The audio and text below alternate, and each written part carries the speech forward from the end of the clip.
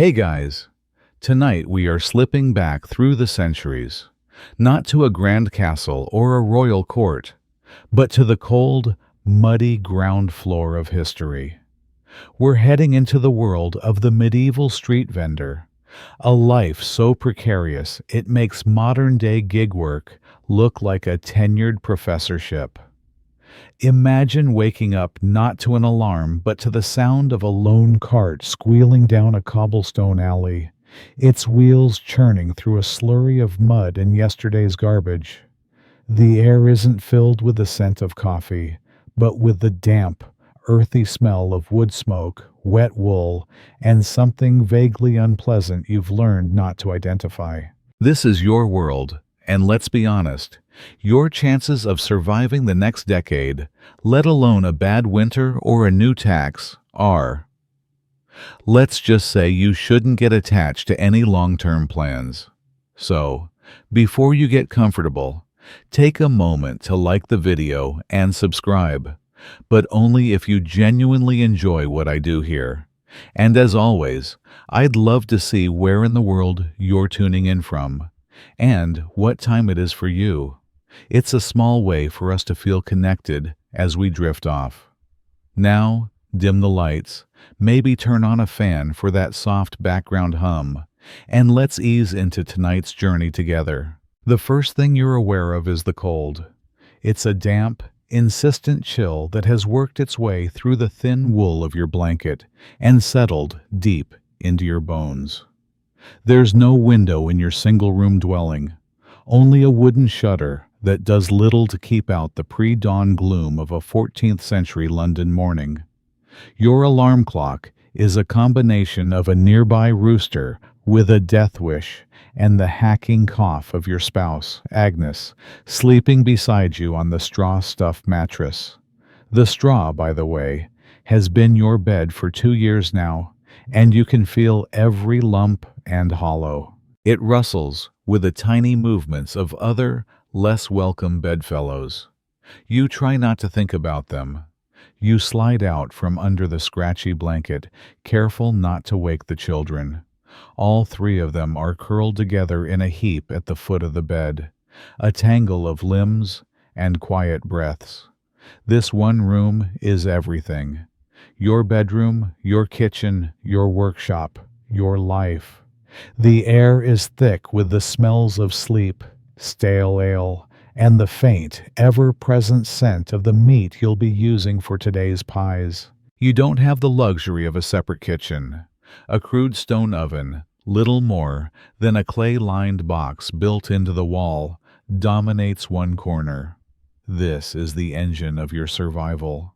You move quietly in the near darkness, your feet bare on the cold, packed earth floor.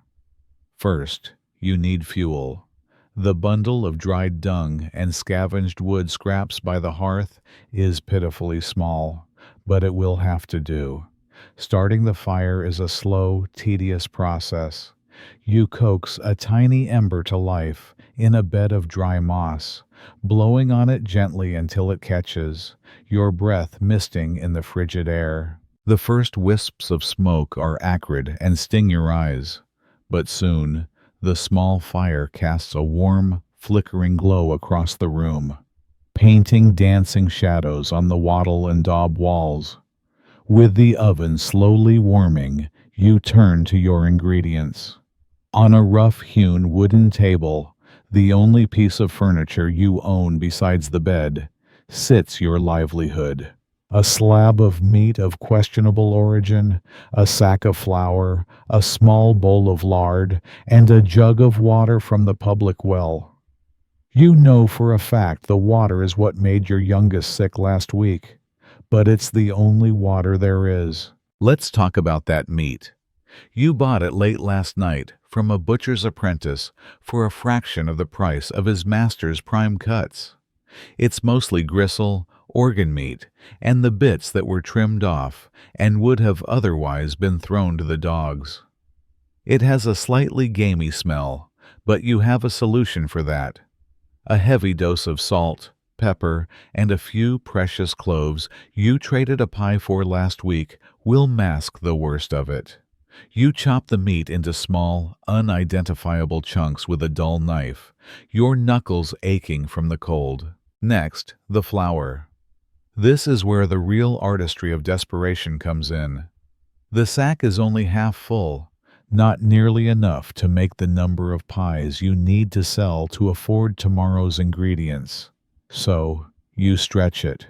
You add a scoop of fine, pale dust from a small pouch hidden under the floorboards. To a modern eye, it looks like chalk, because it is.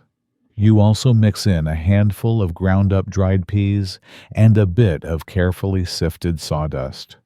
It's a practice so common that most of your customers expect it.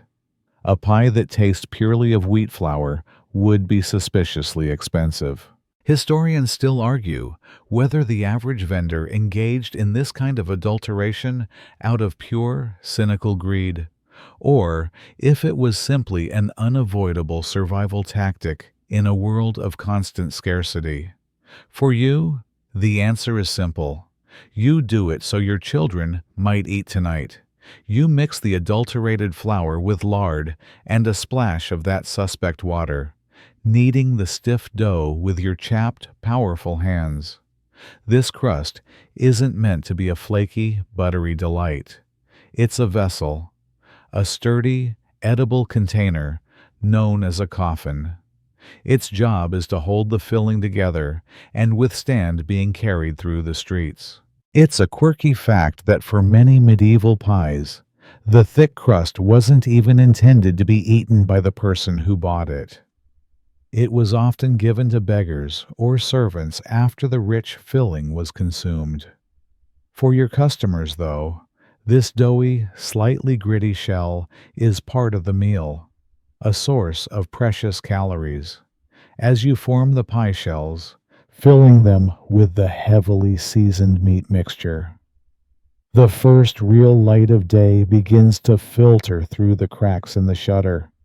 The city is waking up. The distant clang of a blacksmith's hammer joins the chorus of coughs, shouting, and the ever-present rumble of cartwheels. You slide the pies into the oven, using a flattened piece of wood as a peel. Now you wait. This is the most anxious part of your morning.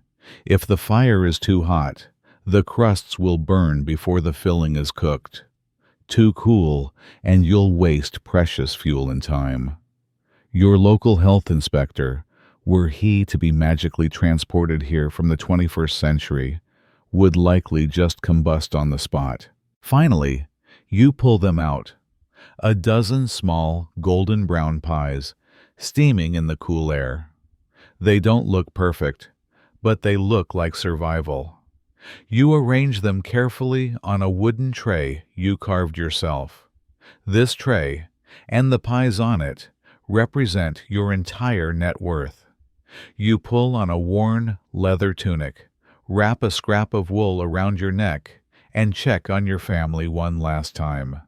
They are still asleep, oblivious to the gamble you are about to take. Your success or failure today determines everything. You take a deep breath, hoist the heavy tray, and step out into the waking world. You step out of the relative safety of your home and into the chaotic embrace of Pudding Lane. The name sounds charming, but the reality is anything but. The air immediately changes, hitting you with a symphony of smells so potent it's almost a physical force. The dominant note is mud, not clean, earthy mud, but a thick primordial muck enriched with animal droppings, rotten food, and human waste. Beneath that you can pick out the sharp tang of the nearby tanneries, the sour stench of stale ale from the tavern on the corner, and the pervasive, damp smell of the River Thames. It's a scent you've known your whole life, the signature perfume of the city. Your bare feet sink an inch into the viscous goo that coats the narrow lane. Paving stones are a luxury reserved for the main thoroughfares and the wealthiest districts. Here, the ground is a treacherous swamp of compacted filth. You have to place each step with the practiced precision of a tightrope walker, keeping the heavy tray of pies balanced perfectly. A single misstep, a stumble on a discarded bone, or a slick patch of offal, and your entire day's work would end up as a hot meal for the street dogs. You keep your eyes up, scanning the overhanging upper stories of the timber-framed houses that lean in so close they almost touch, blotting out the pale morning sky. This is for a very practical reason. A mainstream historical fact you live in constant awareness of is that medieval sanitation was, to put it mildly, hands-off. People simply tossed their waste from their windows into the street below. The more considerate ones might shout a warning of garde-lou, a corruption of the French garde-l'eau, or watch out for the water, before emptying their chamber pots. The less considerate, which is to say most people, did not. Getting hit with the morning's refuse is a real and present danger, the original morning shower, and about as refreshing. You hear a shutter creak open above you and instinctively sidestep, hugging the wall just as a cascade of dirty water and vegetable scraps splashes down exactly where you were a second ago. You don't even flinch. It's part of the morning dance. You mutter a curse under your breath and press on, your knuckles white as you grip the tray. The lane is not empty. A herd of pigs, snouts buried in the muck, are doing their civic duty. It's a quirky but true detail of your world that pigs were the city's unofficial, and sometimes official, garbage disposal units. They were permitted to roam freely, devouring the refuse that would otherwise pile up even higher. They are also a significant hazard. A large sow, protective of a particularly tasty-looking pile of garbage, blocks your path. You give it a wide berth, whispering soothingly. The last thing you need is a pre-dawn confrontation with a 300-pound hog with a bad attitude. You turn onto a slightly wider street, closer to the city's heart. Here, you encounter the first of the day's human traffic. A pair of drunks are being ejected from a tavern, staggering into the street and collapsing into a heap. You skirt around them. A night soil man, pulling a cart laden with human waste collected from the privies of those wealthy enough to have them, trudges past. The smell is so overpowering, it makes your eyes water, but you hold your breath and keep moving. He is a reminder that even in this world, there are jobs worse than yours. Historians still argue whether the endless stream of medieval regulations aimed at cleaning up city streets was ever truly effective. From your vantage point, wading through a river of filth, you'd say the laws were mostly wishful thinking on parchment, ignored by a populace that had nowhere else to put their trash. You see a notice nailed to a post, declaring a fine of 2 shillings for anyone caught dumping waste in this section of the street. It's right next to a fresh pile of dung and rotting cabbage. So much for that. The light is still thin and gray, creating deep pools of shadow between the buildings. These shadows are not your friend. They are a solid substance with questionable motives. You clutch the tray tighter as you pass a dark alleyway. This is where the footpads and cut purses do their best work. You are a tempting target. While you carry no coins yet, your pies are currency. They are food, and a hungry man with a knife might decide your tray is worth the risk. Your heart hammers against your ribs. Every flicker of movement, every distant shout puts you on edge. You shift the tray's weight, your arms beginning to burn from the strain. You quicken your pace, your eyes fixed on the distant glow that marks the edge of the market square. The sounds begin to change. The isolated noises of the back lanes are replaced by a growing hum of activity.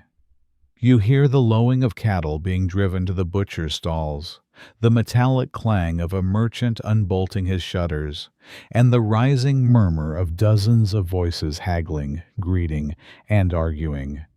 This is the sound of opportunity, the sound of commerce. You've made it. The commute, a daily journey through a gauntlet of filth and fear, is over. You take a moment to catch your breath. The smell of sawdust, livestock, and cooking fires now mingling with the ever-present stench of the city.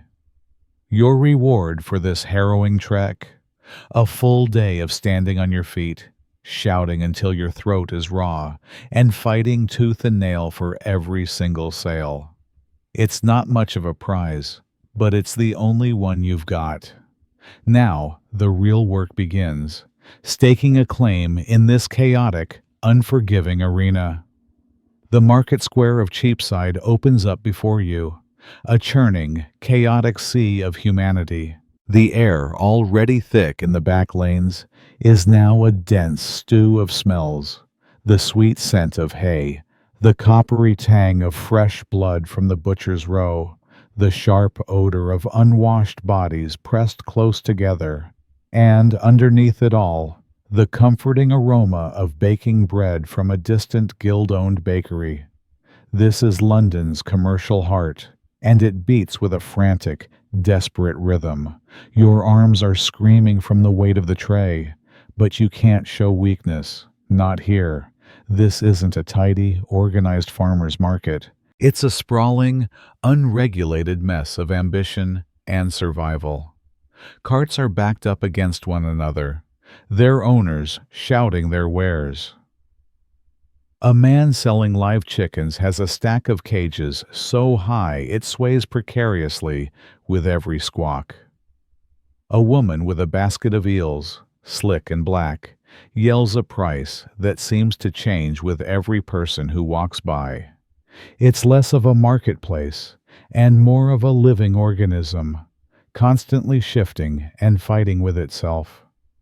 Your task is to find a small patch of this organism you can call your own, at least until sundown. The prime spots are already taken. The covered stalls along the main thoroughfare, protected from sun and rain, belong to the grocers, the drapers, and the spice merchants, men who pay hefty fees to the city and the guilds for such privileges. You are a bottom feeder in this ecosystem. You need to find a place on the fringes, but one with a steady flow of potential customers. Your eyes scan the crowd, looking for the currents, the eddies where people might pause. There, a small space near the public water well. It's a high-traffic area. People will be coming and going all day for water, and the steps of the well offer a place for a weary shopper to sit for a moment. It's muddy and dangerously close to a man selling questionable fish, but it's the best you're going to get. You start to move towards it, a flicker of hope in your chest. And that's when you see him, Bartholomew.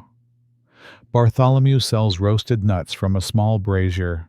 He is a man built like a barrel, with a tangled, greasy beard and eyes that are always slightly too wide, as if he's perpetually surprised by his own malevolence. He's your nemesis in the truest sense of the word.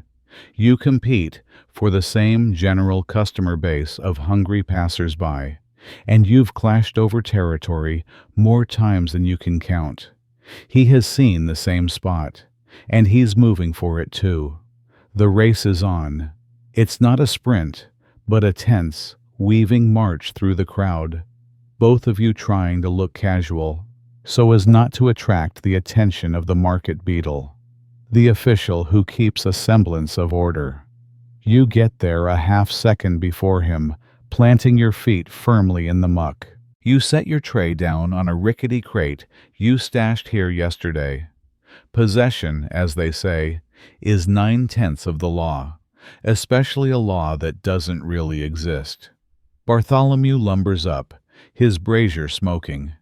"That's my pitch, Pie Man," he growls, his voice a gravelly rumble. "I was here all week." "Funny," you reply, not looking at him, busy arranging your pies to hide a slight crack in one of the crusts. "I don't see your name carved on the cobblestones, or any cobblestones for that matter." It's a weak joke, but it's all you have. Your pies tasted despair and old shoe leather, he snarls, taking a step closer. The smell of stale sweat and burnt nuts wafts from him. "Move along before I make you move." This is the ritual, the ugly dance of the vendor. You stand your ground.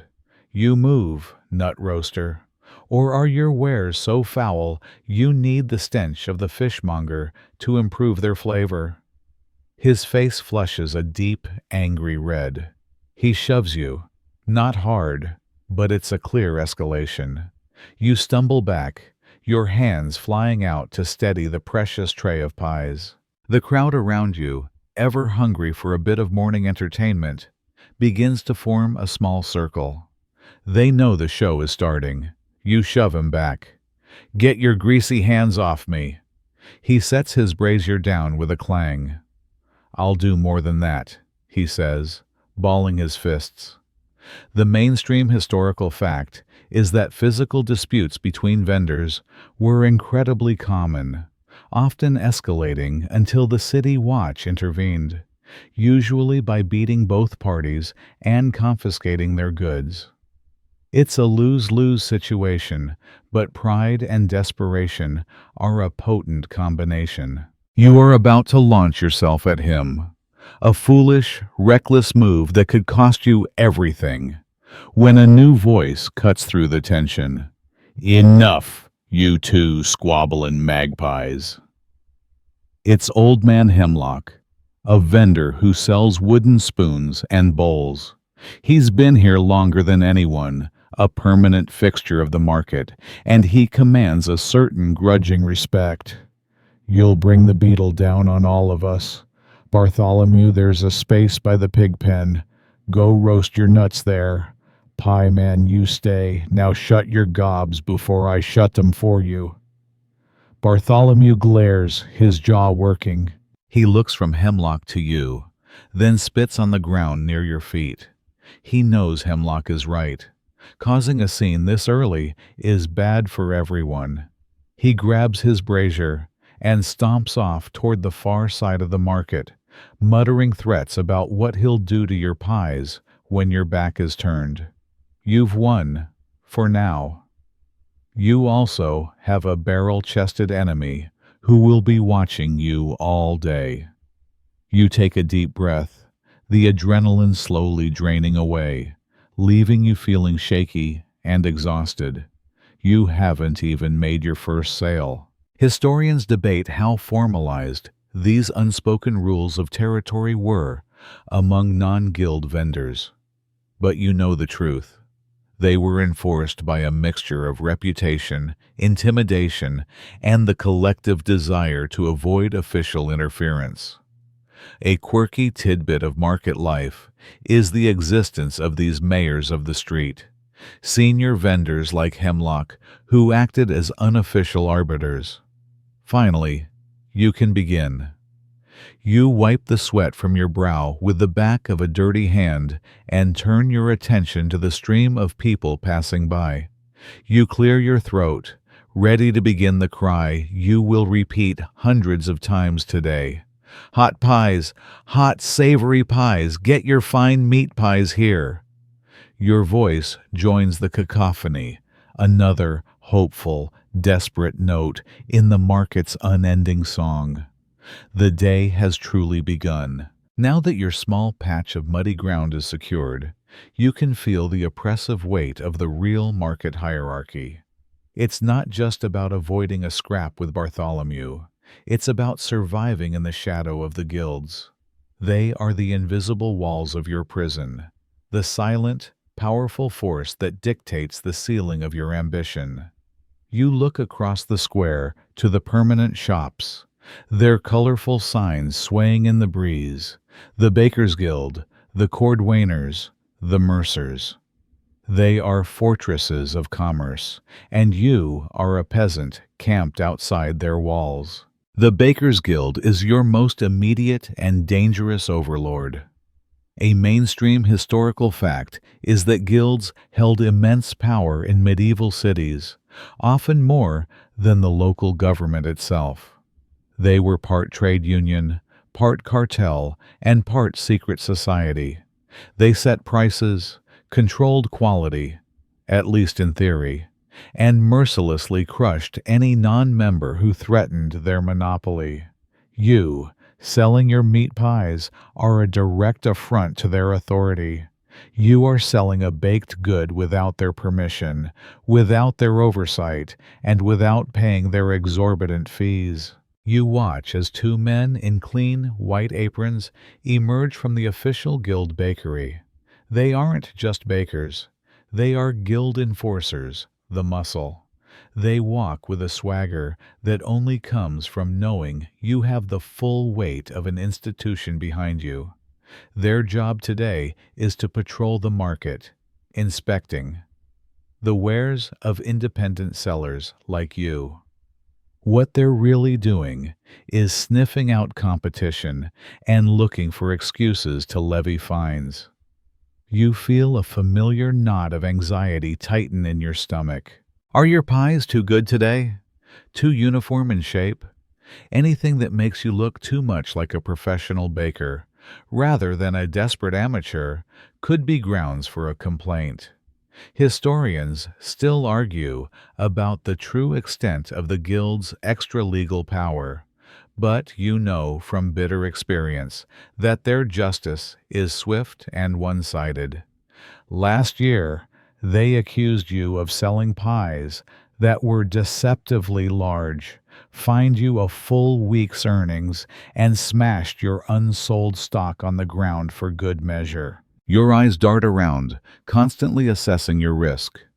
You're careful not to set up too close to the official bakery, but not so far that you're completely out of the main flow of traffic. It's a delicate balancing act. The guilds have spies everywhere. That woman haggling over cabbages. Her brother could be a guild baker. The child begging near the well. He might earn a copper for reporting an unlicensed pie seller. The paranoia is part of the job description. A quirky, and for you, terrifying, detail about the Bakers' Guild is their obsession with the assize of bread. This was a complex set of laws that dictated the exact weight, size, and price of a loaf of bread based on the current price of wheat. While it was meant to protect consumers, the guild used it as a weapon. They had official scales and inspectors, and any baker, guild member or not, caught selling an underweight loaf faced severe punishment, from fines to being dragged through the streets on a hurdle with the offending loaf tied around their neck. While your pies don't fall directly under the assize, the principle is the same. The guild decides what's fair, and their definition always favors them. You see the two enforcers stop at a woman's stall. She's selling sweet buns, her face pale with fear. They pick one up, sniff it, and break it in half. They mutter to each other, then to her. You're too far away to hear, but you can see the way her shoulders slump. She reaches into a small pouch and hands over a few coins. They fined her. For what? Her buns were too sugary? Not sugary enough? The reason is irrelevant. The point is to remind everyone who is in charge. They move on, their eyes scanning the crowd, and for a heart-stopping moment, they seem to look directly at you. You busy yourself with your tray, avoiding their gaze, trying to look small and insignificant. This is the psychological game you must play all day. You have to be visible enough to attract customers, but invisible enough to avoid the attention of the guilds. You are a ghost in the machine of commerce. You rely on the gray areas, the loopholes. For instance, you don't call your wares bread. You call them pies. You sell them hot and ready to eat, positioning yourself more as a cook than a baker. These are flimsy distinctions, but sometimes they are enough to keep the wolves at bay. You also know that your very existence is, ironically, useful to the guilds. When their own members have leftover meat that's a day or two past its prime, who do they sell it to at a steep discount? People like you. You are part of the unofficial waste disposal system, turning their borderline refuse into your borderline edible product. It's a deeply hypocritical relationship. They despise you for competing with them, but they profit from your desperation. A well-dressed man, clearly a merchant of some standing, stops near your crate. He looks from your pies to the distant guild bakery and back again. He's weighing his options. The guild bread is reliable, a known quantity. Your pies are a gamble, but they are hot. They smell of meat and spice, and they are cheap. He hesitates. This is your moment.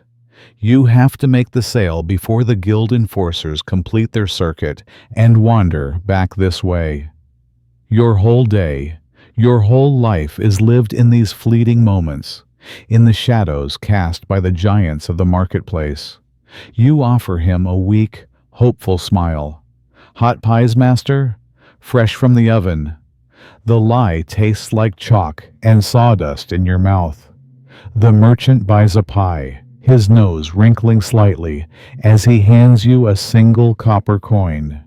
It feels heavy and real in your palm, the first tangible result of your day's labor. But the relief is short-lived. Just as the merchant walks away, you spot a different kind of predator approaching. Not a guild enforcer, but someone arguably worse, a city guard, or, as you know him, a member of the Watch. His leather jack is stained, and his steel cap is dented, but his eyes are sharp and predatory.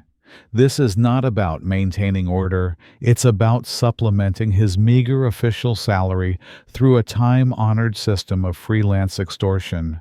He saunters over, not with the brisk purpose of the guildmen, but with a lazy, deliberate slowness designed to intimidate. He doesn't look at your pies. He looks at you. He taps a short, stout club against his thigh, a rhythmic thump, thump, thump that sets your teeth on edge. "Busy day, pie man?" he asks, his voice deceptively friendly. "Just starting, Master Guard," you reply, keeping your head slightly bowed in a show of deference. You know the script. "That's a fine-looking tray of pies you have there," he says, his gaze finally falling to your wares. "Must have taken a lot of effort. Be a shame if something were to happen to it." A trip, a stumble, an accident. He lets the word hang in the air. This is the part of the day you dread the most. The guilds are a systemic problem, but this is personal. This is a shakedown. A mainstream historical fact of medieval urban life is that the City Watch was often underfunded, poorly trained, and deeply corrupt, while their official duty was to protect the citizenry. Many guards functioned more like a state-sanctioned street gang, preying on the very people they were supposed to defend. Street vendors, operating in a legal gray area, were their favorite targets. You had no guild to protect you, no political connections, and no recourse if you were wronged. "I am always careful, master," you say, your voice barely a whisper. He chuckles, a low, unpleasant sound. "Carefulness costs, friend. There are fees. a cleanliness fee for not cluttering up the square, a protection fee to ensure your safety from ruffians.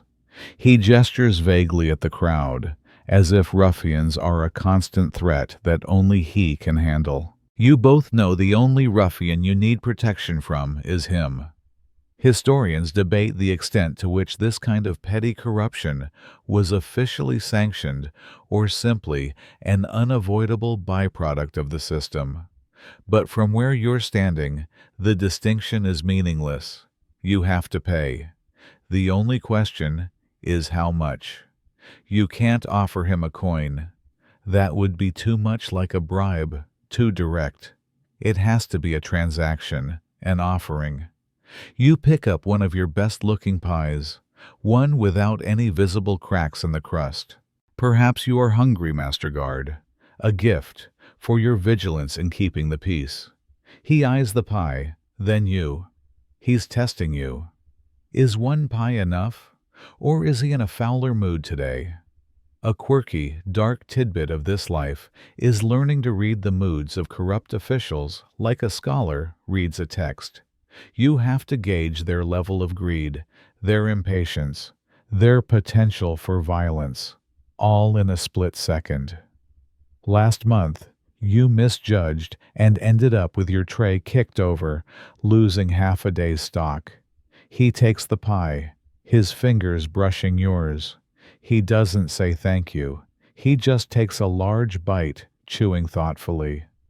Lard and gristle dribble down his chin. It's a bit dry, he says, his mouth full, and the meat is tough. You should use better ingredients, pie man. Quality is important.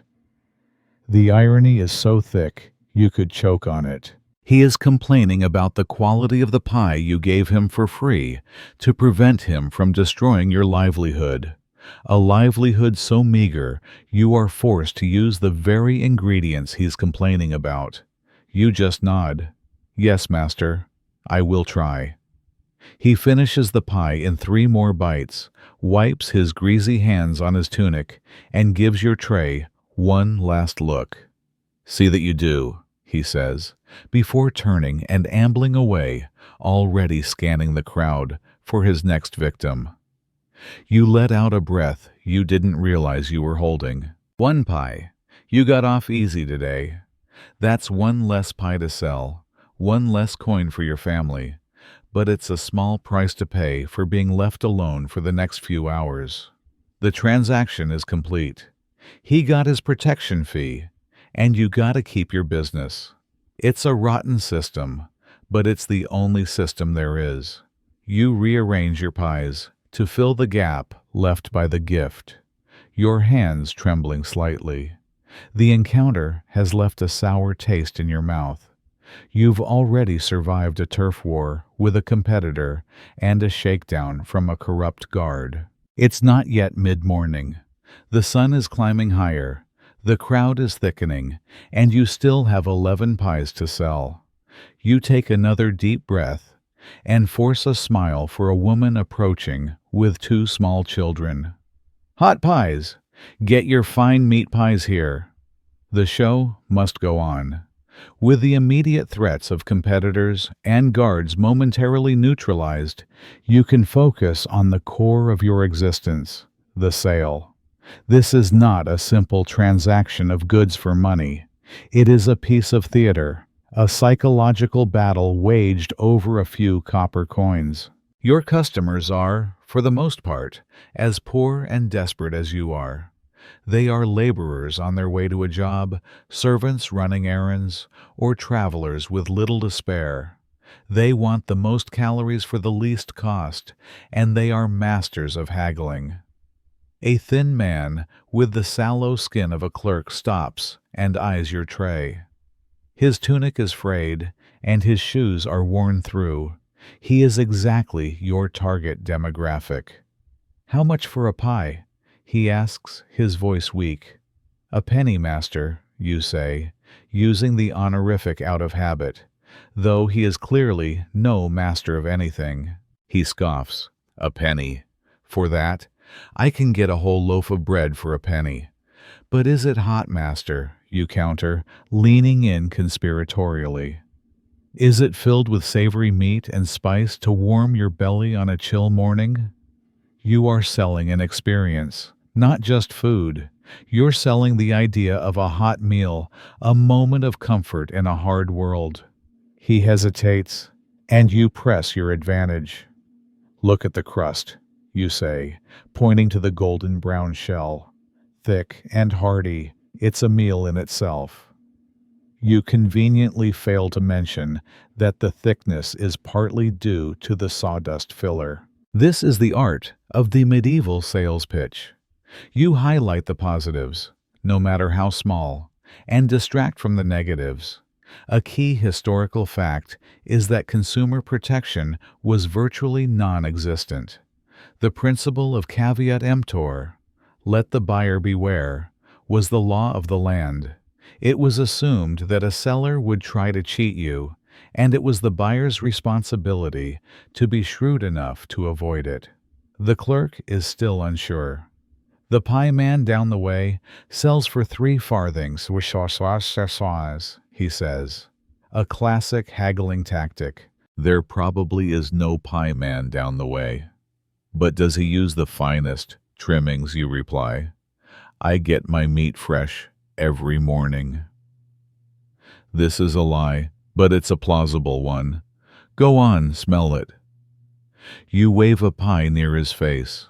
The aroma of salt, cloves, and hot lard does its work.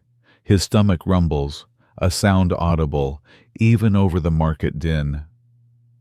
You have him. I only have 2 farthings, he says, his eyes pleading. A penny was 4 farthings. He's asking for half price. It's a ludicrous offer, and you both know it. 2 farthings, and what else have you got? You ask, scanning him. This is where it gets creative. Barter is as common as coin. A quirky tidbit of street commerce is the sheer variety of items that could be used as currency. You once traded a pie for 3 leather laces and a slightly used prayer bead. The clerk looks down at himself, considering. He reaches into a pouch and pulls out a short, stubby piece of tallow candle. This, he says, it's good quality, barely used. You examine it. A candle is useful. It means light tonight, allowing Agnes to mend clothes or you to prepare tomorrow's ingredients without fumbling in the dark. It's worth at least a farthing, maybe 2 if you find the right buyer. It's a fair trade. Done, you say. He hands you the 2 coins and the candle stub, and you give him a pie. He scurries off, clutching his prize, already tearing into the crust. You tuck the coins and candle safely into your pouch. 1 more sale. 10 to go. Historians debate whether this constant, grinding process of haggling and barter was a sign of a vibrant, flexible economy or a symptom of a dysfunctional one plagued by coin shortages and poverty. For you, it's just life. You have to be a master appraiser, able to instantly calculate the value of anything from a rusty nail to a half-empty bottle of cheap wine. Your next customer is a woman, her face pinched with worry. She buys a pie for a full penny, no haggling. You feel a brief flash of gratitude.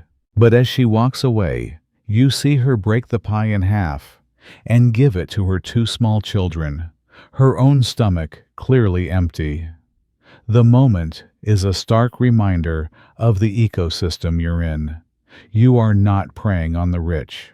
You are part of a desperate cycle where the poor sell to the poor, each of you clinging to the same rung on the ladder, just trying not to fall off. You see a group of young apprentices approaching, flush with a bit of coin and looking for trouble. They are a different kind of customer, loud, boisterous, and prone to causing problems. They might try to grab a pie and run, or start an argument just for the sport of it. You brace yourself, adjusting your stance to better guard your tray. The art of the sale isn't just about persuasion. It's about risk management, about knowing who to engage and who to avoid. You plaster a weary but professional smile on your face. Hot pies, lads. Hot meat pies. The apprentices buy 2 pies, paying with a shower of farthings and a great deal of loud, obnoxious commentary on the questionable nature of your filling.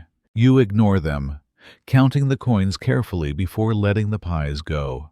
As they move on, you are suddenly, keenly aware of the environment you are standing in. Your sales pitch might be about savory meat, but your reality is one of pervasive, inescapable filth. The ground around your crate is a testament to the market's digestive system. A fish head, discarded by the vendor next to you, lies staring up at the sky with a single cloudy eye.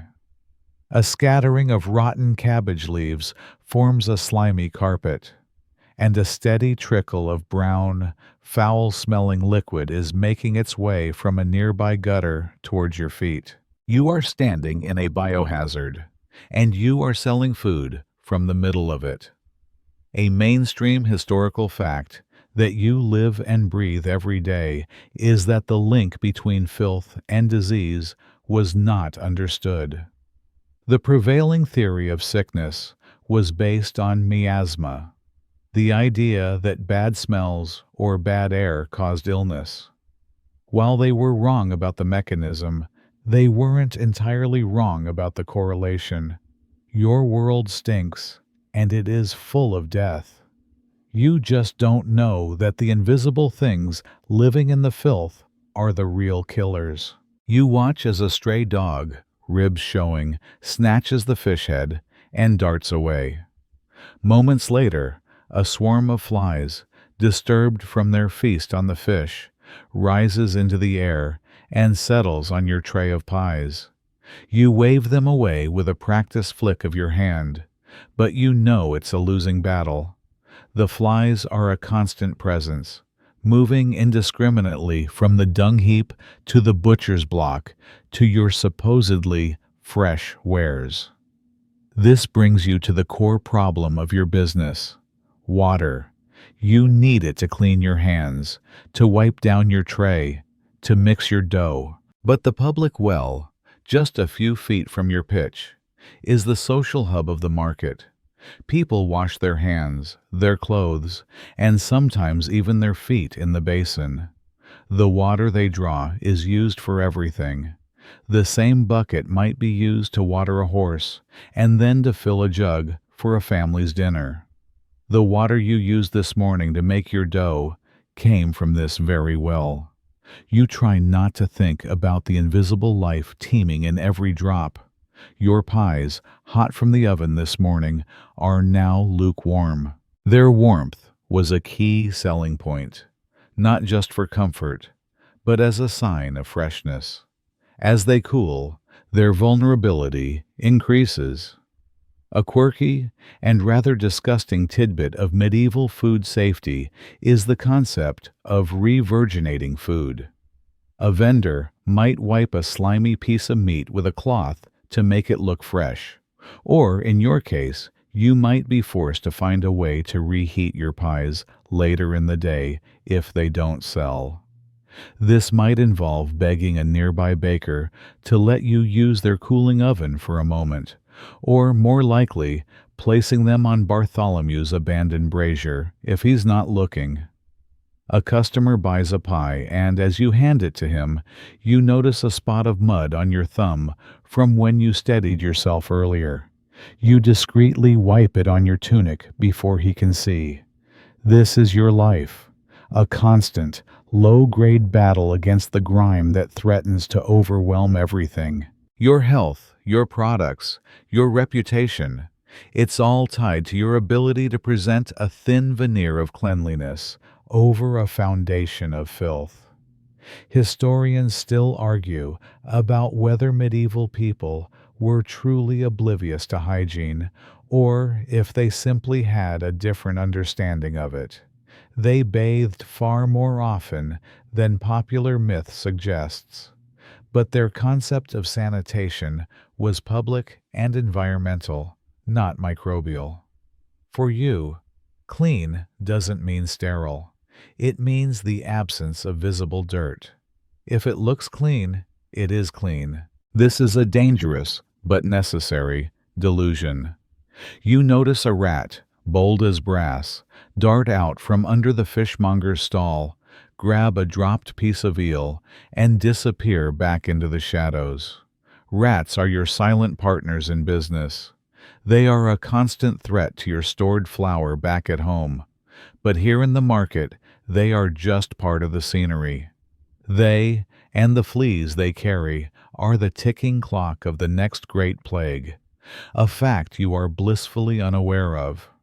All you know is that they are a nuisance that can ruin your stock. The sun is higher now, and the day is growing warmer. This brings a new problem: spoilage. The meat in your pies, already of dubious quality, is now sitting in the rising heat. You know you have a limited window before they start to turn. The smell of cloves and pepper can only mask so much. You feel a new urgency. You need to sell these pies, and you need to sell them now. You raise your voice, a little louder, a little more desperate. Hot pies, get them while they're hot. Fine meat pies for a penny. Your cry is almost a prayer, an appeal to the heavens to turn your wares into coin before they turn into poison. The sun reaches its zenith, casting very little shadow in the crowded square. This is the midday lull. The morning rush of laborers and early shoppers has passed, and the afternoon crowd has yet to arrive. The market's frantic energy dips, replaced by a kind of weary, buzzing stagnation. For you, this is one of the most dangerous times of the day. It's when attention wanders and opportunities for disaster multiply. Your primary enemy during the lull is not a competitor or a guard, but something much smaller and more persistent: boredom and the thieves it invites. The crowds have thinned, which means there are fewer eyes on your stall. A moment's distraction, a brief conversation with a neighboring vendor is all a skilled cut-purse needs. You watch a pair of young boys, no older than 10, weaving through the market. They are not shopping, they are working. Their eyes are constantly moving, scanning for an unguarded stall, a merchant dozing in the heat, or a tray of goods left momentarily unattended. They work as a team.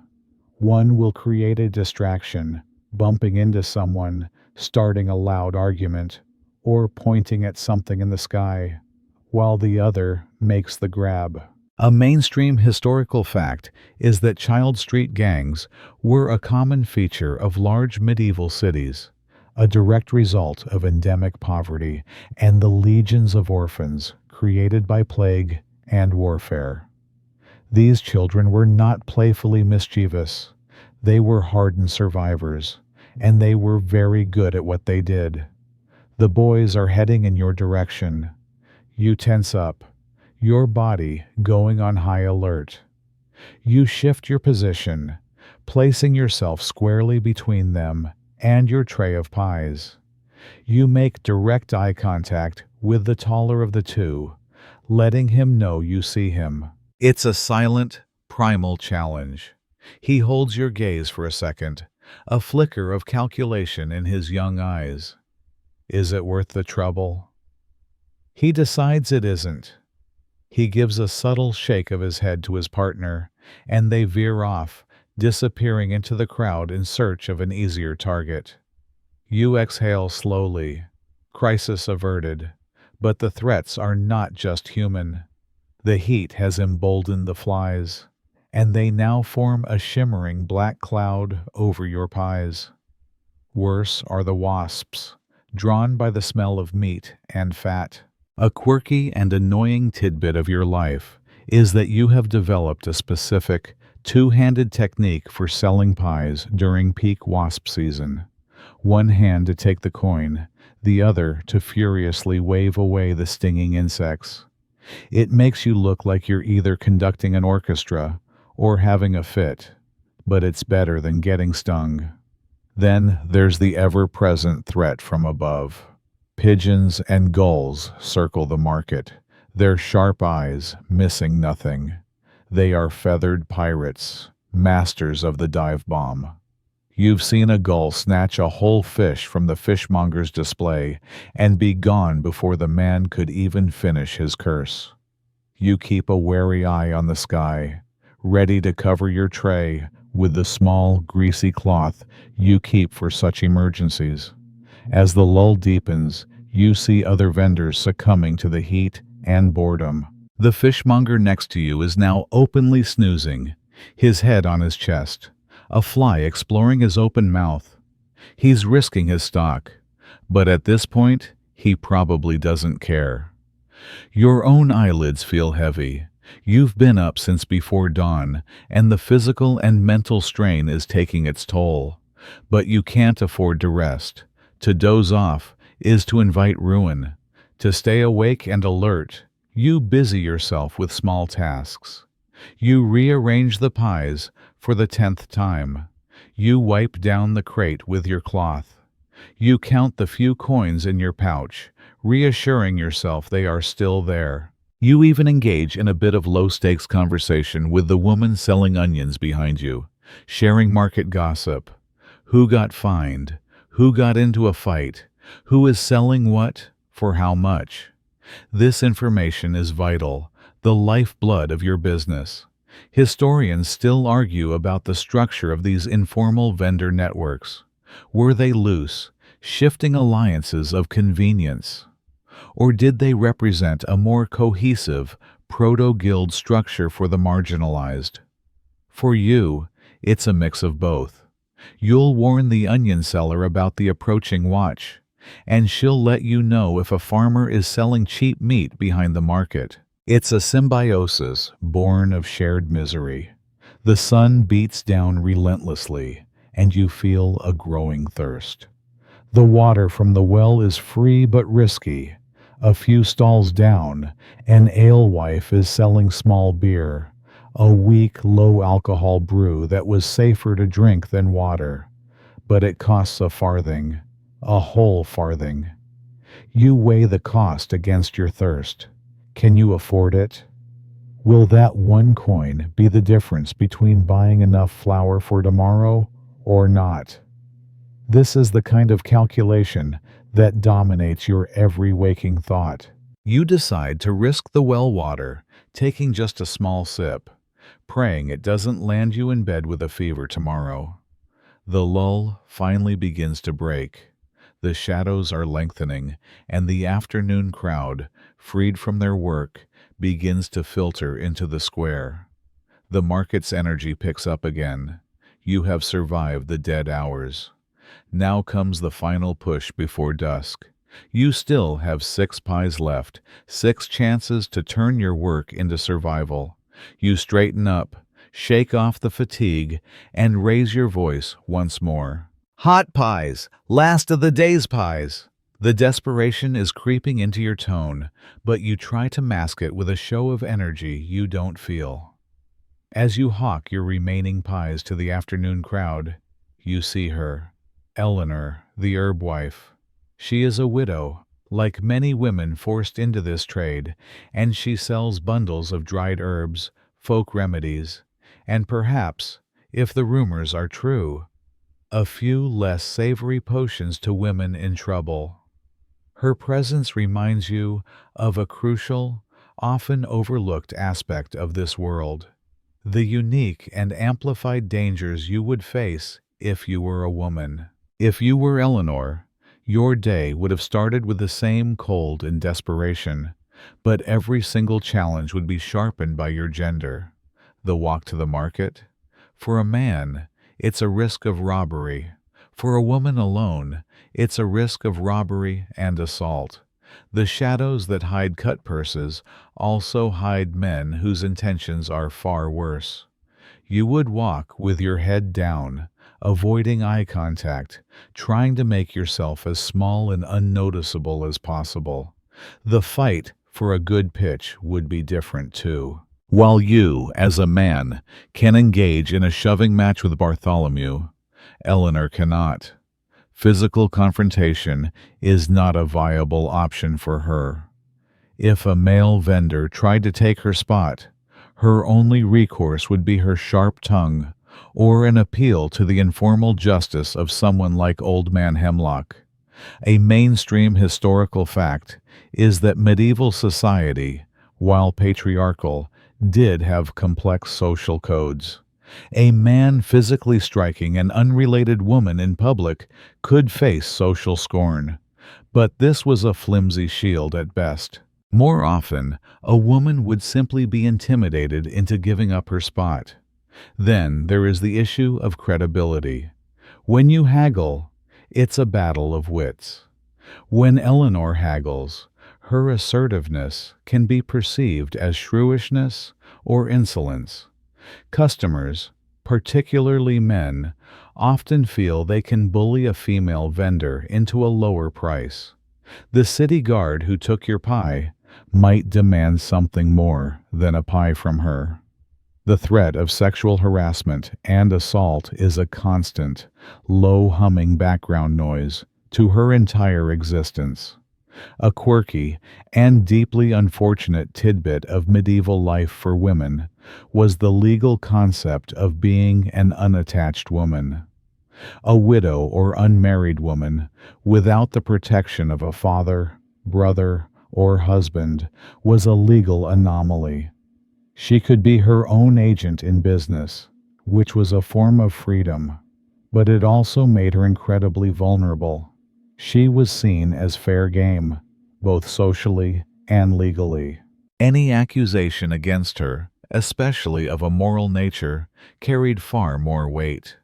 You watch as a priest stops at Eleanor's stall. He's not buying herbs, he is lecturing her. You can't hear the words, but you see his wagging finger, her bowed head. He's likely admonishing her for selling pagan remedies, or for simply being a woman working alone in a public space.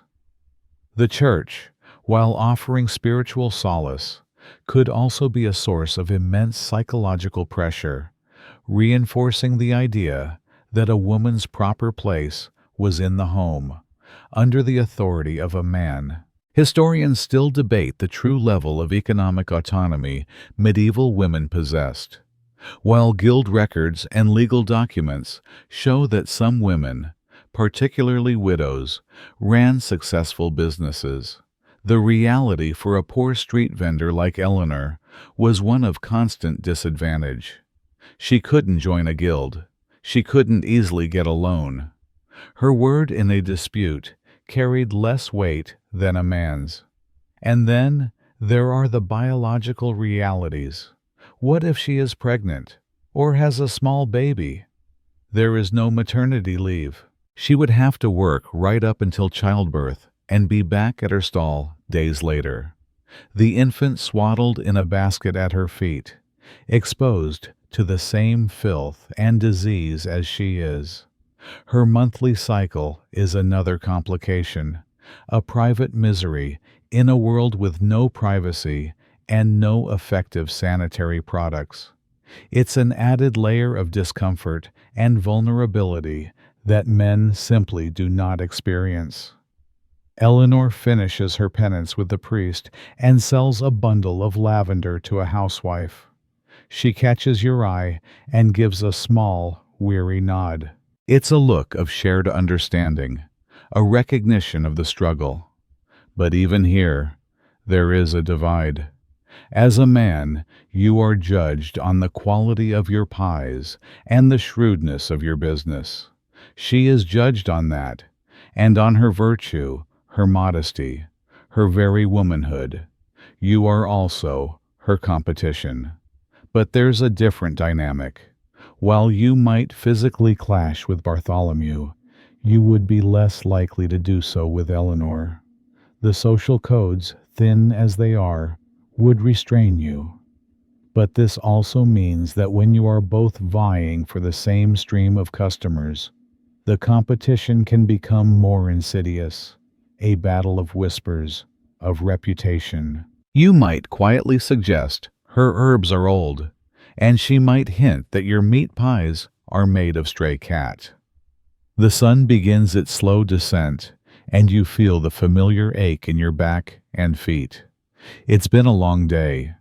If you were a woman, that ache would be deeper, layered with a different kind of weariness.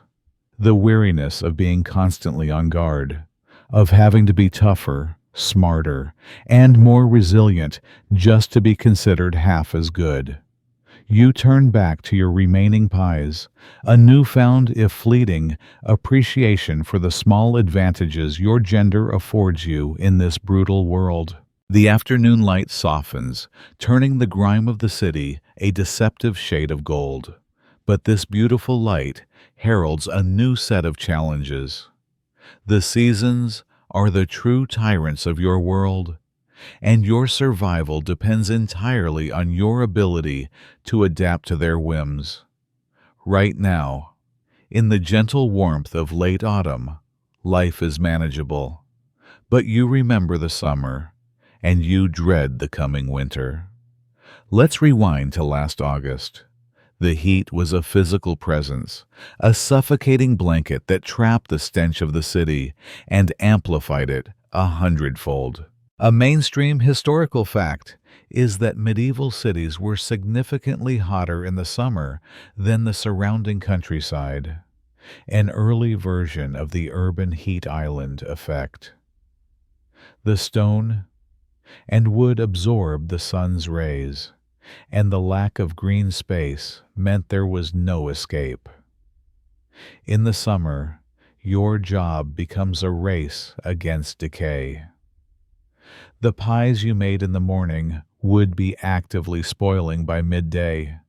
The fat in the pastry would go rancid, and the meat would develop a dangerous sheen. You would spend the entire day in a state of high anxiety, sniffing your own wares, trying to sell the oldest ones first. Your sales pitch would change. Instead of hot pies, it would be fresh pies, fresh from the morning's bake. A subtle but important distinction. The heat didn't just affect your goods, it affected you. Dehydration was a constant threat. You'd feel dizzy and weak, but drinking the well water was even riskier in the summer, as the heat encouraged bacteria to multiply. You'd sweat through your tunic, the fabric becoming stiff with dried salt and grime. The air would be thick with aggressive wasps and flies, drawn to the sweet smell of rot. Every day was a miserable, sweltering ordeal. But now, winter is creeping in. The days are getting shorter, the nights colder. Soon, the real hardship will begin. Winter for a street vendor is a battle on two fronts, against the cold and against the scarcity it brings. When the first hard frost comes, the market changes. The number of vendors dwindles. The farmers from the countryside stop coming, their roads made impassable by snow or ice. The supply of fresh goods dries up almost completely. Your own ingredients become harder to find and more expensive. The butcher will have less meat to trim, and what he has, he can sell for a higher price. Your body becomes the battlefield. The cold is relentless. You wear every piece of clothing you own. Your tunic, a wool and linen shirt, leggings, and a patched-up cloak. But it's not enough. The cold seeps in, numbing your fingers and toes until they are clumsy and useless. Handling coins becomes a painful ordeal. Your sales pitch is cut short by fits of shivering.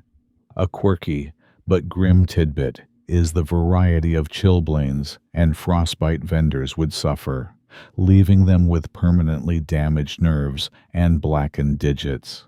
You have to find ways to stay warm. You might huddle close to Bartholomew's brazier, your earlier animosity forgotten in the face of a common enemy.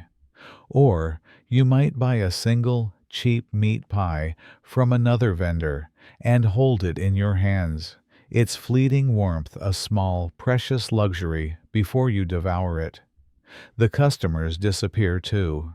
People with homes and hearths stay indoors. The streets become quiet, muffled by snow.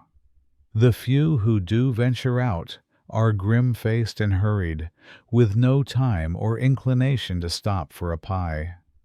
Your sales plummet. On a good day in autumn, you might sell a dozen pies. On a bad day in winter, you might sell two, or none at all. And you are one of the lucky ones. At least your product is hot. What about the man who sells leather laces? Or Eleanor, the herb wife? Their business all but dies in the winter. Many vendors simply give up, trying to survive on whatever they saved, or turning to begging or crime. Historians still debate the true mortality rate of the urban poor during an average medieval winter.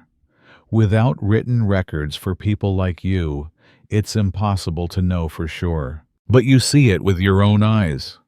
Every winter, a few familiar faces disappear from the market, never to return. They succumb to freezing, to starvation, or to the lung sickness that thrives in the cold, damp air. To survive the winter, you must be resourceful. You hoard. Every extra farthing you earn in the autumn is hidden away. You preserve what you can. Agnes might salt some fish or dry some peas, creating a small stockpile to see you through the leanest months. You become a master of conservation, making a single piece of wood last for hours in your small oven. As you stand here in the fading autumn light, you are acutely aware of the coming struggle. You have 4 pies left. The money from these 4 pies isn't for tonight's meal. It's for the winter fund. It's another small stone in the flimsy wall you are building against the cold, dark tide of the coming season. You pull your cloak a little tighter, a shiver running through you that has nothing to do with the evening chill. A small, grimy hand tugs on your tunic. You look down to see your eldest son, Thomas, who is all of 8 years old. He's supposed to be watching for the watch near the bridge, but his face is pinched with hunger. "Father," he whispers, "can I have a piece of a pie? Just a small piece?" Your heart clenches. You have 3 pies left to sell. To eat one is to consume a third of your remaining potential income. But to look into your son's hungry eyes and say no is a cruelty you can't stomach. You break off a corner of the least sellable-looking pie and give it to him. He devours it in seconds, his eyes closing in a moment of pure, unadulterated pleasure. This is the reality of your family business. Your children are not just your offspring. They are your unpaid apprentices, your lookouts, and your partners in survival.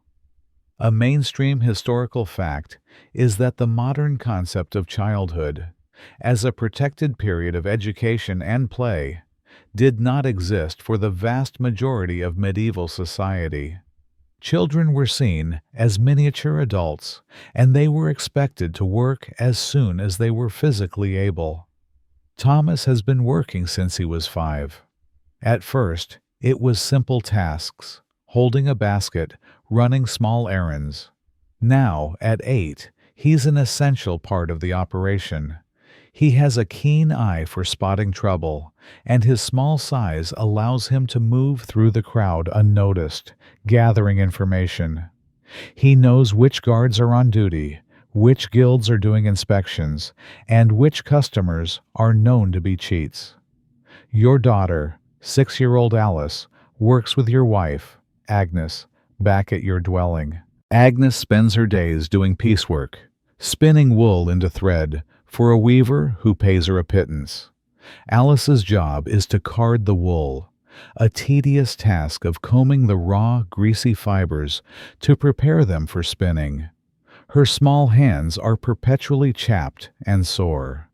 Your youngest, a boy of 4, is too small for real labor, so his job is to scavenge.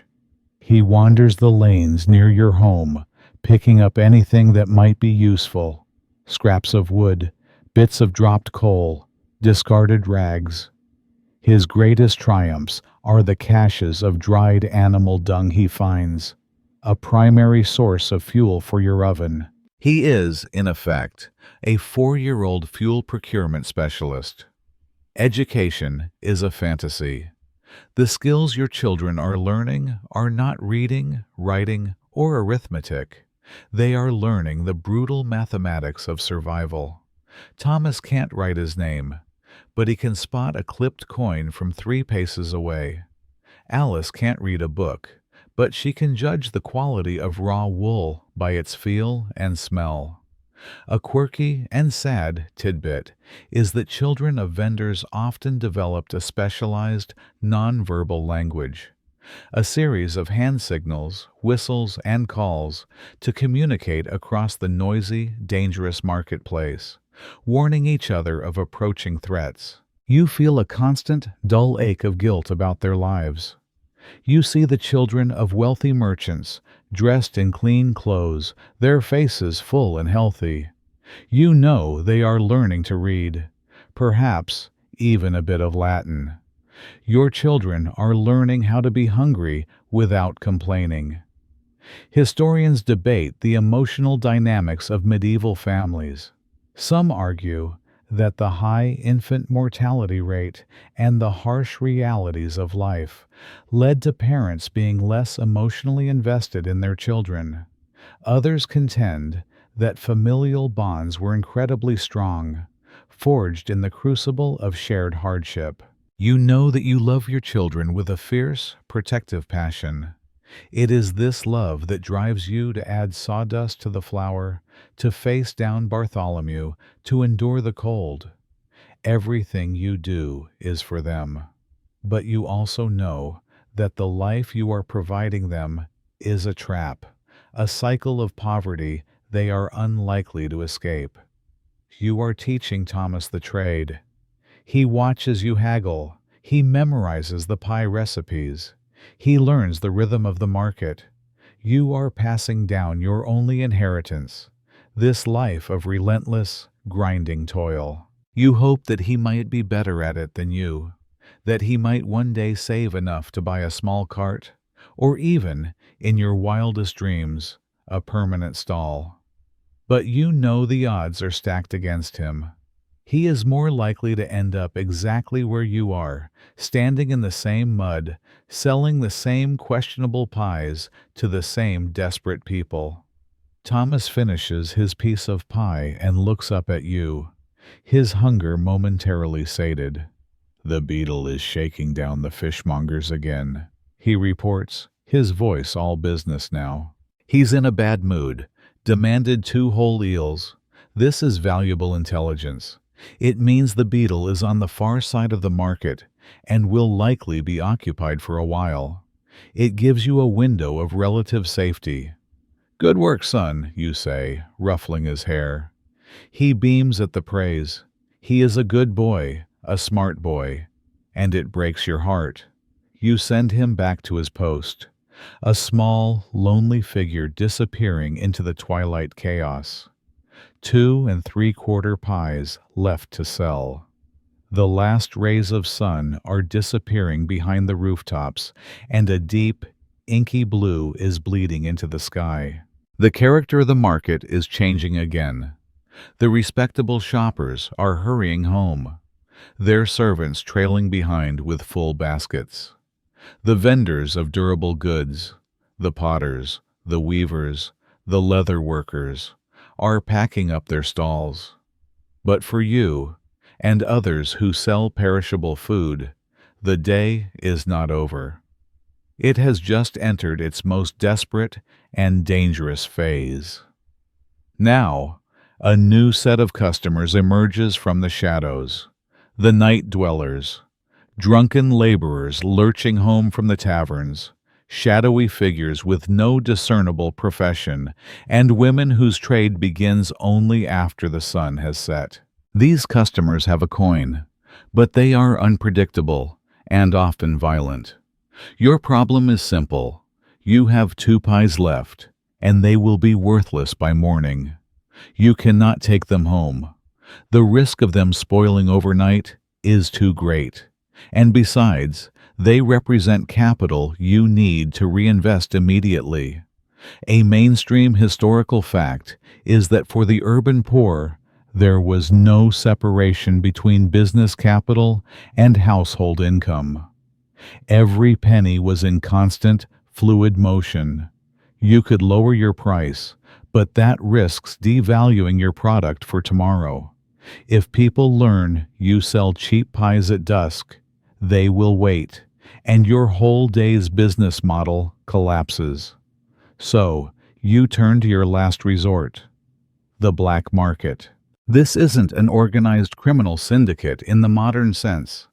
It's a loose, informal network of fixers, fences, and opportunists who operate in the city's underbelly. Your connection is a man known only as Rat. He's a purveyor of things. If you need something, no questions asked, you go to Rat. He can get you anything from a stolen side of bacon to a bottle of cheap French wine that fell off a cart. He also buys things. You leave Thomas to watch the tray. A risky move, but necessary, and slip into a narrow, unlit alley behind a row of butcher stalls. The air here is thick with the smell of old blood and rancid fat. At the end of the alley, sitting on an overturned barrel, is Rat. He's small and wiry, with eyes that seem to see everything at once. "Pie man," he says, his voice a dry rasp. "You look worried. Pies not selling?" "2 left, you say," getting straight to the point. "Good ones." Rat smiles, a humorless stretching of his thin lips. "There are no good ones at this hour. There are only unsold ones."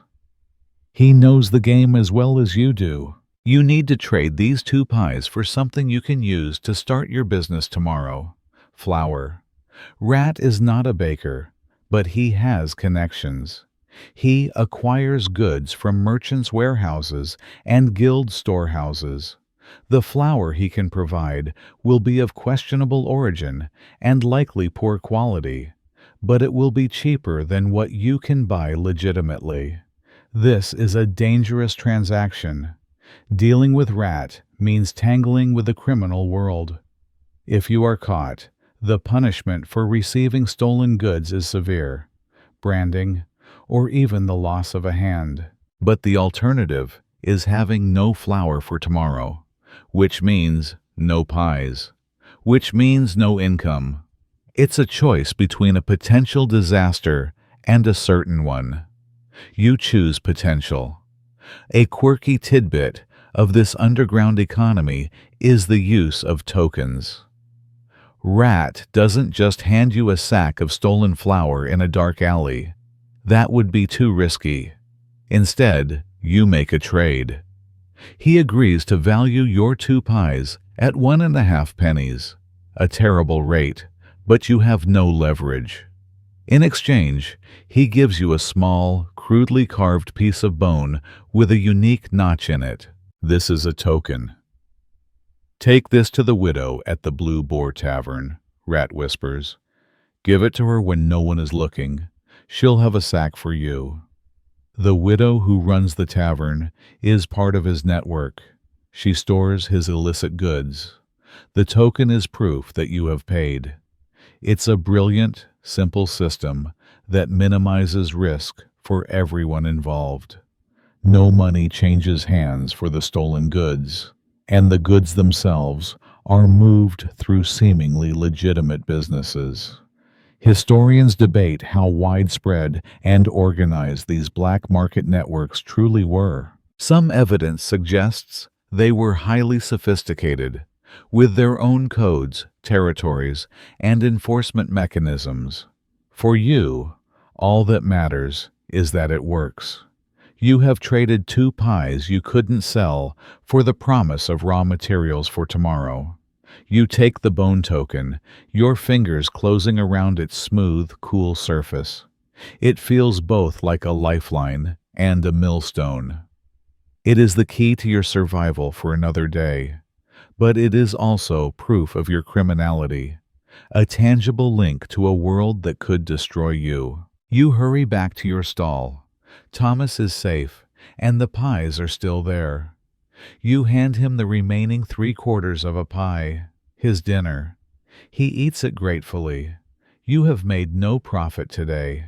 In fact, after the guard's fee and this desperate trade, you have lost money. But you have a pouch with a few farthings, a candle stub, and a bone token. You have the means to start again tomorrow. In the brutal economy of the medieval street, that is the only kind of victory that matters.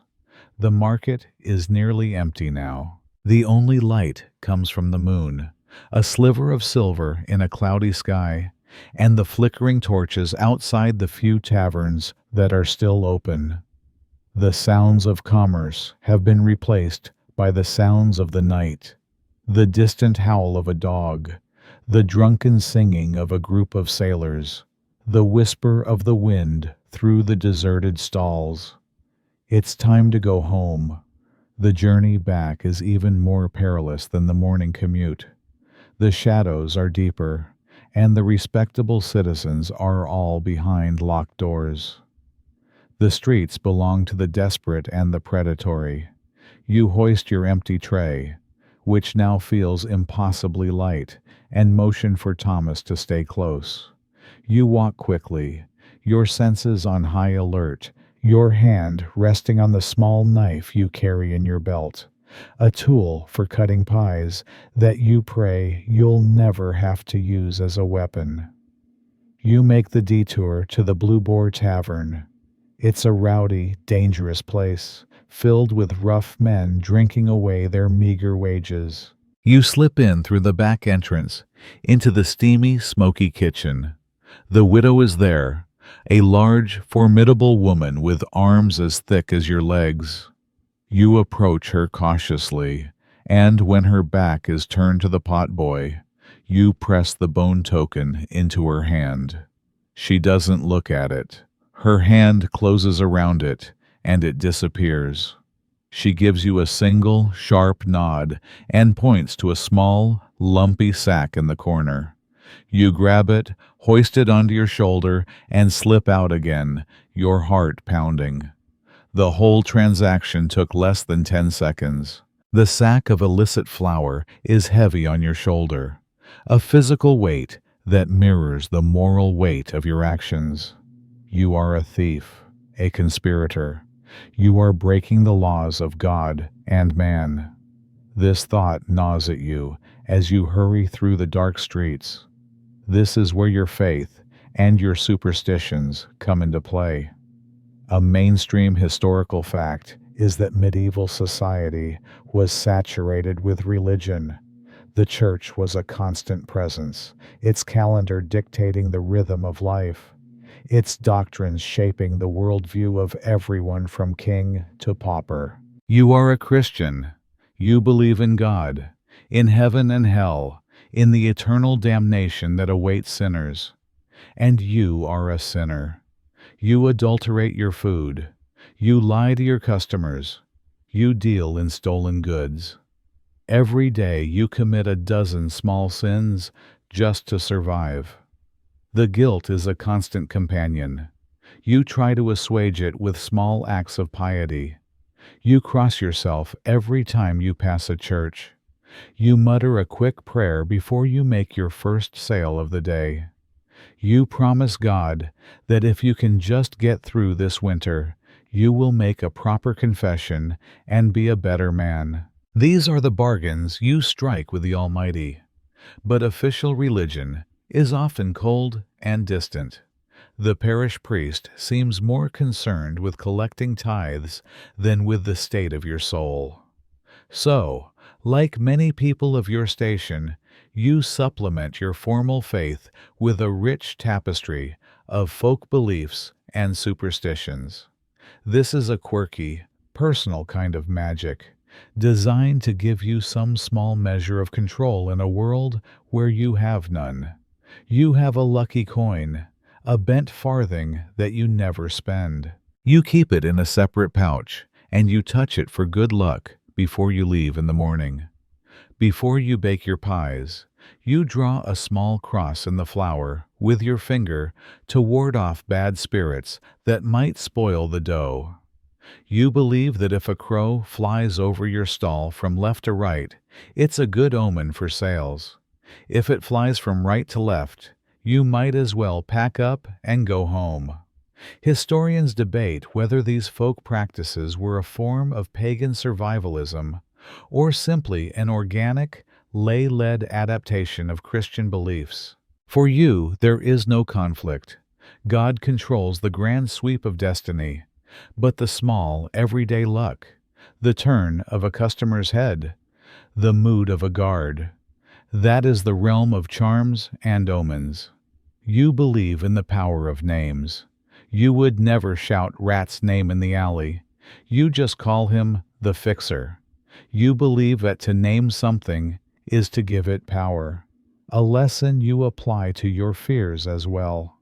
You don't think about the plague. You call it the Great Pestilence. As you and Thomas finally reach the relative safety of your own lane, you perform one last ritual. You spit on the ground 3 times to cleanse yourself of the bad luck of the marketplace. Thomas does the same. It's a habit you taught him, a small, superstitious shield against the world. You duck back into your small, dark home. Agnes looks up from her spinning, her face etched with worry in the flickering candlelight. She sees the sack of flour and the empty tray. She doesn't ask where the flour came from. She doesn't need to. Her look is a mixture of relief and resignation. You have survived another day. You have provided. But the cost is another small chip in your soul. You set the flour down, the weight of your sins, and your survival settling in the dust of your home. The door is barred, the pathetic wooden plank your only defense against the dangers of the night.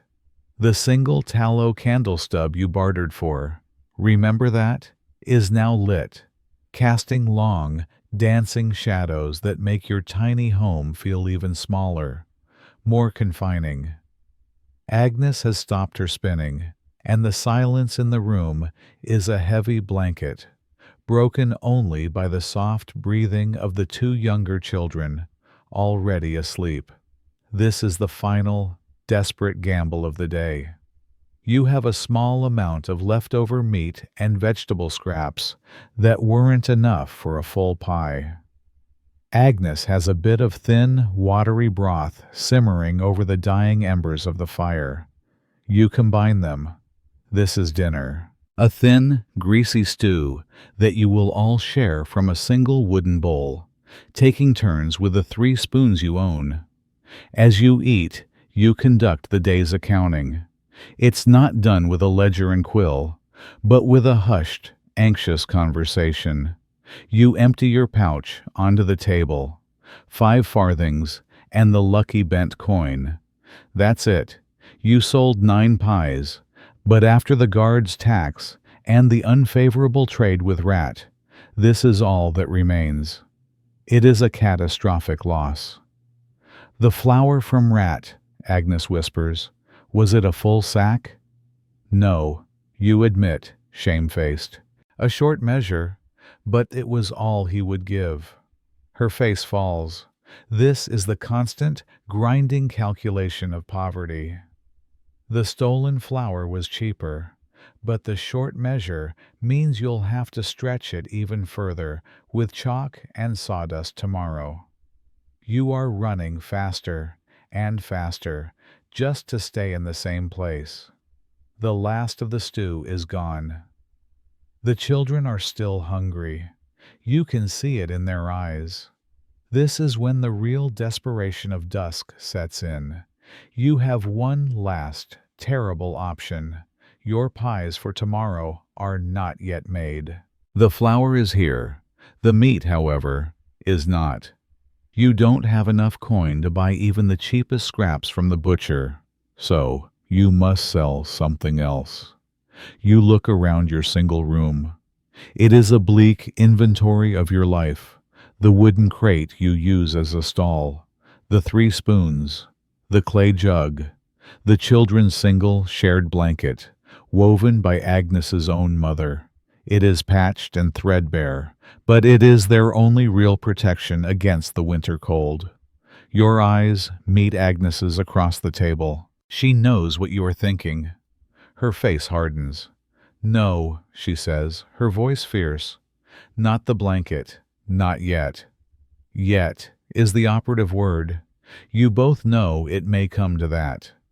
A mainstream historical fact is that in times of extreme hardship, the poor would sell everything they owned, piece by piece, until nothing was left. Clothing, tools, furniture, it would all be converted into food. So you must try to sell something else. Your labor. It's dark, the most dangerous time, but you might find a last-minute job. A tavern keeper might need a floor scrubbed. A merchant might need a heavy crate moved. You leave Agnes and the children, unbarring the door and stepping back out into the night. The streets at night are a different world. The darkness is almost absolute, broken only by the occasional torch or a light from a wealthy home's window. Every alleyway is a potential ambush. You move with a new kind of caution, a silent, ghost-like tread. You try the Blue Boar Tavern first. The widow who fences for rat gives you a cold stare. "No work," she grunts, turning back to her customers. You try the chandler shop, but he has already closed for the night. You are about to give up when you see a cart, heavily laden and mired in the mud of a dark lane. The carter, a big man with a face like a slab of raw meat, is cursing and straining, trying to move it. He is stuck. "Need a hand, master?" you ask. He glares at you, suspicious. "What's it to you?" "A farthing," you say. "I'll help you push for a farthing." He considers it. He is strong, but he can't move it alone. He is also probably drunk. "A farthing," he agrees. For the next 10 minutes, you put your back into it, your muscles screaming in protest. You and the carter shove and heave, the cart groaning, its wheels spinning in the muck. A quirky tidbit of this life is the sheer physical exertion required for even the smallest tasks. Your body is your only real tool, and you use it until it breaks. Finally, with a great sucking sound, the wheel lurches free of the mire. The cart is clear. The carter grunts, spits, and digs in his pouch. He hands you a single, grimy farthing. You have earned your meat money. You thank him and turn to leave, but he grabs your arm. His grip is like iron. "Wait," he says, his beer-soaked breath hot on your face. "That was too easy. You're a thief, aren't you? You and your friends probably dug that hole to trap carts like mine." Fear, cold and sharp, lances through you. This is the nightmare of the nighttime hustle. Any interaction can turn violent in an instant. There are no witnesses. There is no law here. "No, master, I swear," you stammer. "I was just looking for work." He squints at you, his mind working slowly through the alcoholic haze. Historians debate how the lack of public lighting affected urban crime rates, but for you, the answer is simple. The darkness is a predator, and it changes all the rules. Fortunately for you, A door opens down the lane, spilling light and the sound of shouting. The carter is distracted. He releases your arm. "Get out of here," he growls. He growls, "Before I change my mind." You don't need to be told twice. You flee, clutching the single farthing in your fist. You don't stop running until you are back at your own door, barring it behind you, your heart hammering against your ribs. You show the coin to Agnes. It is a tiny, pathetic victory, but it is a victory nonetheless. It is enough. With that 1 farthing, you can buy enough scraps tomorrow to make your pies. You have survived to fight another day. You collapse onto the straw mattress, the exertions of the day and night finally catching up with you. The single room is silent now, save for the whisper of the wind outside and the soft breathing of your sleeping family. But for you, there is no peace. Sleep doesn't come. Instead, your mind begins to churn, replaying the day's endless anxieties in a relentless, exhausting loop. This is the final, and perhaps most brutal, aspect of your life. The psychological toll. You lie in the darkness, staring up at a ceiling you cannot see, and you are crushed by the sheer weight of it all. It's not just the poverty or the filth. It's the constant, grinding stress of living on a knife's edge. It's the humiliation of being treated like vermin by the guards and the guilds. It's the shame of feeding your children adulterated food. It's the fear that coils in your gut every time you step out your door.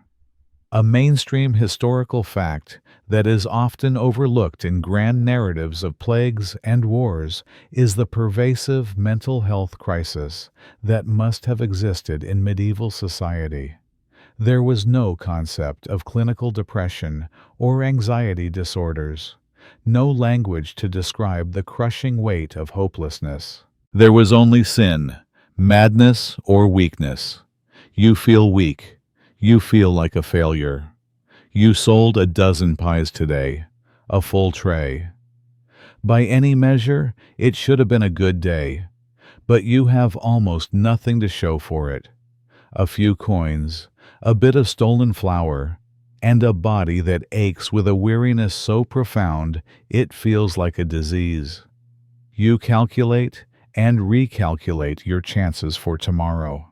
The flour is a short measure. The price of lard went up last week. What if the butcher has no scraps? What if the guard is in a worse mood? What if you get sick? The what-ifs are a swarm of invisible insects feasting on your peace of mind. A quirky and deeply sad tidbit that modern archaeology sometimes uncovers is evidence of stress in medieval skeletons. Teeth worn down to the nerves from grinding, signs of malnutrition in the bones. Your body is keeping a physical record of your anxiety. The tension in your jaw is permanent.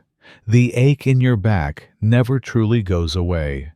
You are being worn down, eroded by your own life. You turn on your side, trying to find a comfortable position on the lumpy mattress. You think of Bartholomew, your rival. You hate him, but you also understand him. He is trapped in the same cage, fighting for the same scraps.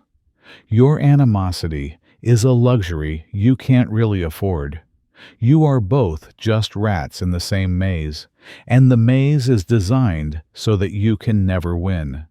Historians debate the level of social cohesion among the medieval poor. Did shared hardship create powerful bonds of solidarity, or did it foster a culture of ruthless, individualistic competition? From your perspective, it's both, and the contradiction is tearing you apart. You rely on the informal network of vendors for information and occasional support, but you know that every one of them would sell you out for a day's worth of food if they were desperate enough. You would probably do the same.